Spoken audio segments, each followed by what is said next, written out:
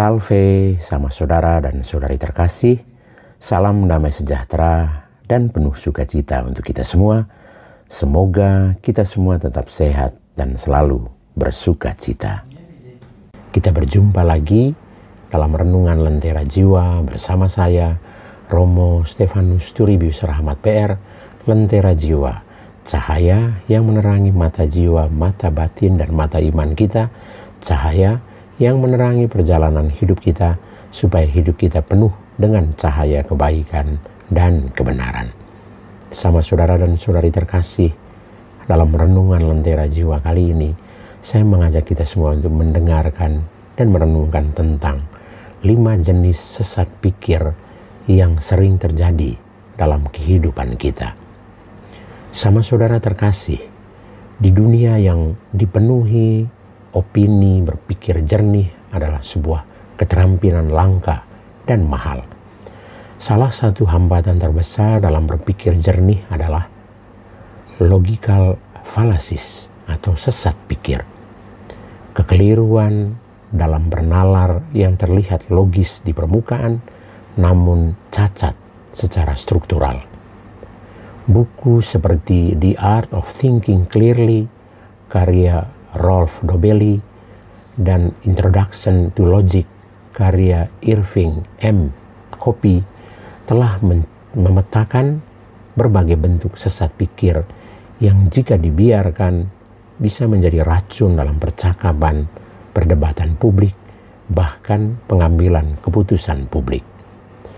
Berikut ini 5 jenis sesat pikir paling umum yang sering menyelinap dalam argumen sehari-hari, mungkin termasuk yang Anda gunakan tanpa sadar. Pertama, ad hominem, menyerang pribadi, bukan argumen. Contoh sehari-hari, dia bicara soal kejujuran, padahal dulu pernah ketahuan bohong. Alih-alih mematahkan argumennya, kita menyerang karakternya. Dalam logika, ini disebut ad hominem, serangan terhadap orang, bukan isi pikiran. Sebuah argumen tidak otomatis salah hanya karena pembawanya punya masa lalu buruk. Seperti dalam pengadilan, bukti lebih penting daripada reputasi saksi. Kedua, strawman, menyederhanakan argumen lawan agar mudah diserang. Sebagai contoh, seseorang berkata, kita perlu mengatur ulang sistem pendidikan. Lalu dibalas dengan, jadi kamu ingin menghapus sekolah? Itu bukan tanggapan yang jujur, melainkan menyederhanakan secara ekstrim agar mudah diserang. Ini disebut strawman fallacy. Kita menciptakan orang-orangan sawah dari argumen lawan, lalu memukulnya. Ini tidak hanya merusak dialog, tetapi juga membunuh nuansa. Yang ketiga, false dilemma. Seolah hanya ada 2 pilihan. Sebagai contoh, kamu mendukung saya atau kamu musuh saya?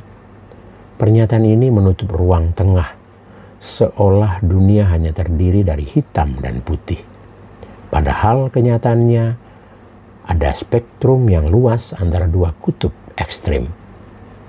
Buku Logic, A Very Short Introduction oleh Graham Priest menjemput ini sebagai penyederhanaan realitas yang membahayakan. Dunia nyata penuh kompleksitas. Menyempitkan pilihan menjadi 2 adalah bentuk manipulasi. Yang keempat, slippery slope. Dari A lalu langsung ke Z tanpa bukti. Sebagai contoh, kalau kita membolehkan siswa memilih baju sendiri, nanti mereka bakal pakai bikini ke sekolah. Sesat pikir ini meyakinkan kita bahwa satu langkah kecil pasti mengarah ke kehancuran total. Padahal tidak semua perubahan akan berkembang ke arah ekstrim. Tanpa bukti hubungan kausal, ini hanyalah imajinasi liar yang dibungkus dengan nada serius. Yang kelima, appeal to popularity. Karena banyak yang percaya, maka benar. Sebagai contoh, Semua orang percaya teori ini, masa kamu enggak? Atau versi populernya, ini udah viral, berarti pasti benar dong. Dalam buku The Demon, Haunted World, Carl Sagan mengingatkan bahwa kebenaran tidak ditentukan oleh banyaknya orang yang percaya, tapi oleh bukti dan penalaran.